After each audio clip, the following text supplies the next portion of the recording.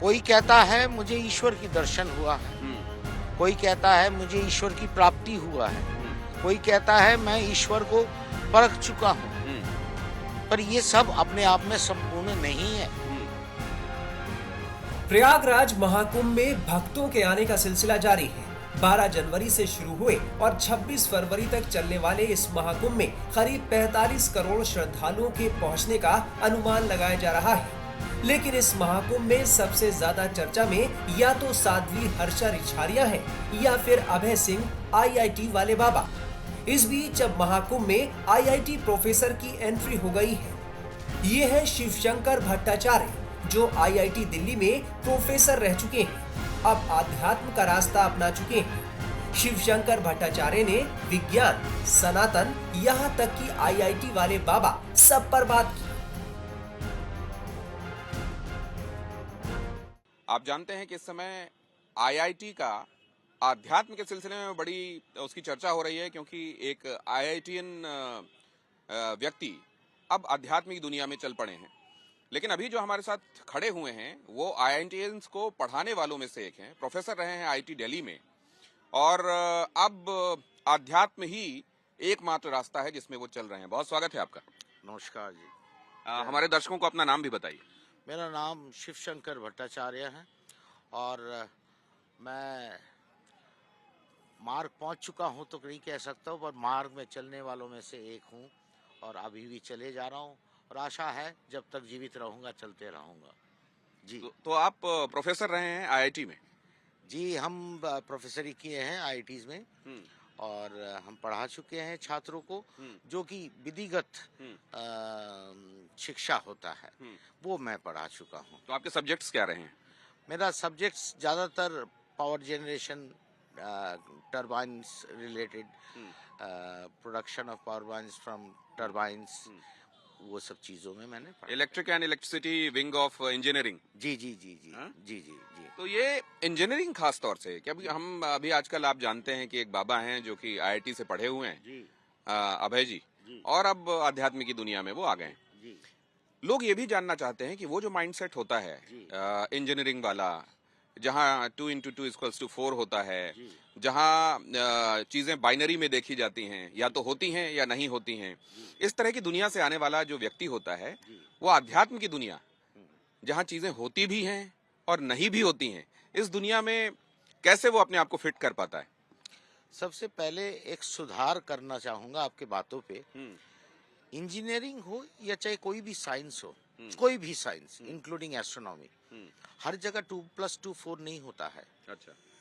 अगर 2+2 पे सीमित रह जाता तो नहीं खोज, नहीं तकनीक, नहीं इक्विपमेंट्स, नहीं उपचार वगैरह या नया मेडिकेशन होता ही नहीं है। राइट।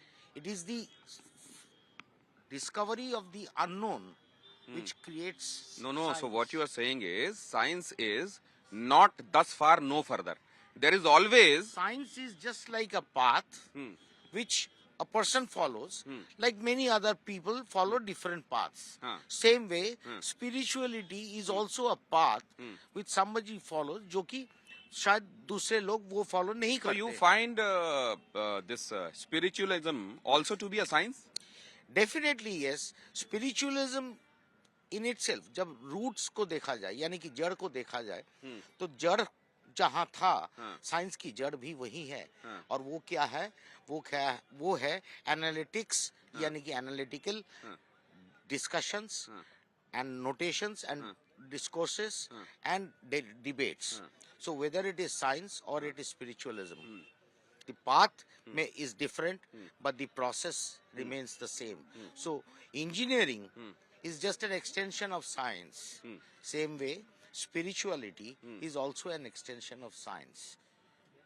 तो ये जो कहते हैं कि युग सहस्त्र योजन पर भानु लील्योताहि मधुरफल जानू जब कहा जाता है जी, तो तभी ये पता था कि यहाँ से धरती से सूर्य की दूरी कितनी है जी। और न जाने हमारे मनीषियों ने कौन कौन सी वो गणनाएं पहले ही कर ली जी। जो विज्ञान अभी तक करने में सक्षम नहीं हुआ है। इस लिहाज से आप देखते हैं तो क्या पाते हैं? देखिए, ऐसा है, अज्ञानता कोई पाप नहीं है, पर ज्ञान जितना है उसको स्वयं संपूर्ण सोचना या उसके बारे में ये समझना कि ये ज्ञान अपने आप में संपूर्ण है, वो पाप है।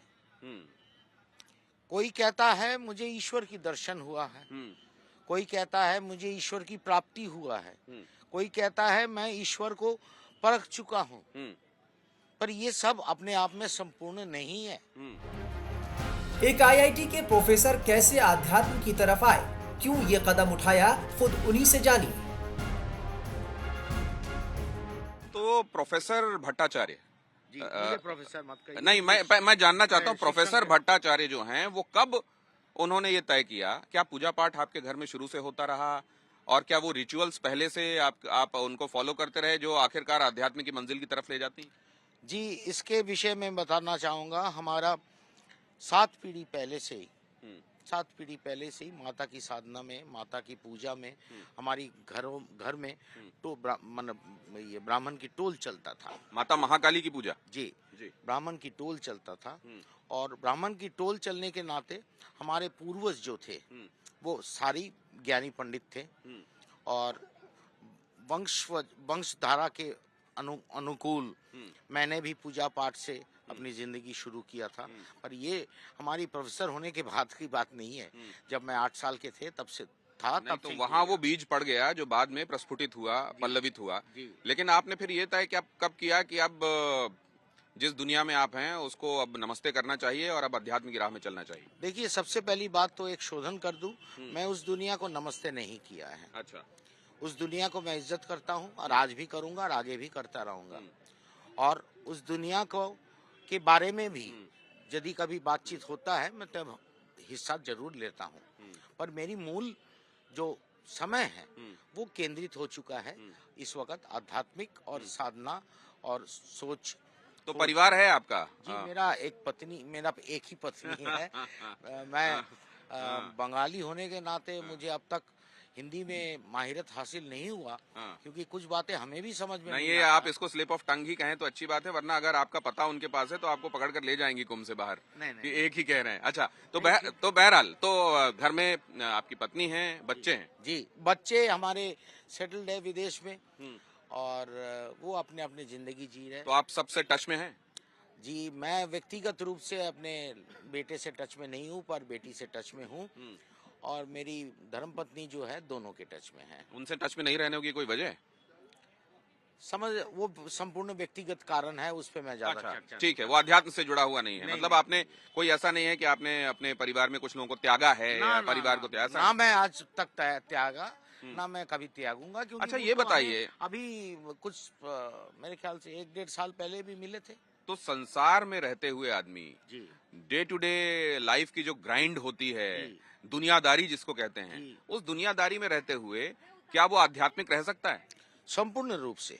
मैं इस पे एक बात कहना चाहूंगा कि जो कहता है कि मेरे पास समय नहीं है वो अपने आप को, सिर्फ अपने आप को नहीं, समाज को, अपने आप को, अपने परमेश्वर को झूठ बोल रहा है। क्योंकि हमारे को खाना खाने की समय निकाल लेते हैं हम, चाहे दिन में 1 बार हो, 2 बार हो, 3 बार हो, जैसे भी हो। हम शौच के लिए समय निकाल लेते हैं, उसी तरह हम चाहे तो परमेश्वर के लिए भी समय निकाल सकते हैं। बट मुश्किल ये बात है कि हर चीज को अगर हम जोड़े कि जिसको हम इंग्लिश में कहते हैं रिटर्न ऑन इन्वेस्टमेंट, तो रिटर्न ऑफ इन्वेस्टमेंट यानी कि मेरी वापसी क्या आ रहा है इसको करके, मुझे मिल क्या रहा है, मुझे मिल क्या रहा है, वो सोच से जो आध्यात्मिकता पे जाता है या उस मार्ग पे चलने की कोशिश करता है वो कभी सफल नहीं होता है और वो बीच रास्ते में ही सोचता है। तो वो लोग जो मंदिर जाते हैं कि भगवान मुझे पास करा दो, भगवान मुझे नौकरी लगवा दो, या भगवान मेरा अमुक काम करा दो, मैं ये प्रसाद चढ़ाऊंगा। मैं तो एक ही बात कहना चाहूंगा, भगवान कोई किराने का दुकान नहीं है जी। 1 किलो साबुन दे दो, 2 किलो दाल दे दो, 1 टूथपेस्ट दे दो, 1 टूथब्रश दे दो। भगवान कोई किराने का दुकान नहीं है। अगर आप एकाग्र चित्त से उनकी नाम लेंगे तो भगवान आपको वो देगा जो आपको चाहिए। पर अगर आप मांगने के मूड में हो तो मांगने के लिए शारीरिक इंसान ढूंढिए।